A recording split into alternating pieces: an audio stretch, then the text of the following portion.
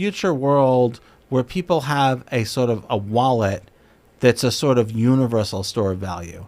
Elon Musk to turn X into a full-scale finance platform within a year.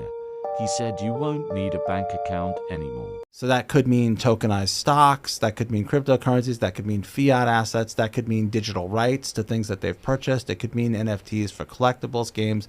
This idea that you have a person who, when they get paid, let's say you get paid every 2 weeks, you get paid, and that money comes in, and you can have whatever you want to have happen to that money.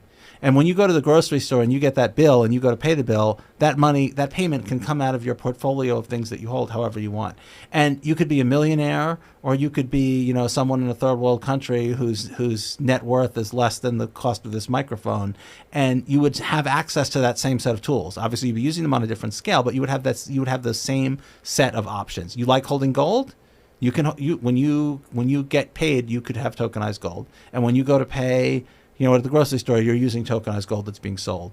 And it's just everything in one place. And that means, like, when you gift money to other people, when you pass away, your heirs don't have to go looking for your assets spread all over the place. You have just so much more control and can make financial decisions on that sort of more controlled basis. And I think I'll also go back to the very, very first vision that was associated with Ripple. It actually goes back to Ryan Fugger in 2004, believe it or not. And he had this vision of individuals who, if you need money, you might, if you're not very well banked, you might get a payday loan or something terrible, or leave money on a credit card, because borrowing money from people is extremely inconvenient. Like, you have to ask somebody if you can borrow money from them, and they have to say yes or no. And if they say no, it's awkward. If they say yes, you have to remember to pay them back. And what if you pay them back and they forget that you paid them back, or they have to ask you to pay? Like, all of those things can be automated and made painless.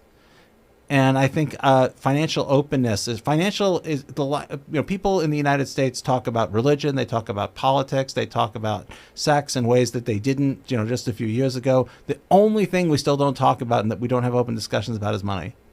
Like, the only question that's impolite to ask someone pretty much is, how much do you make?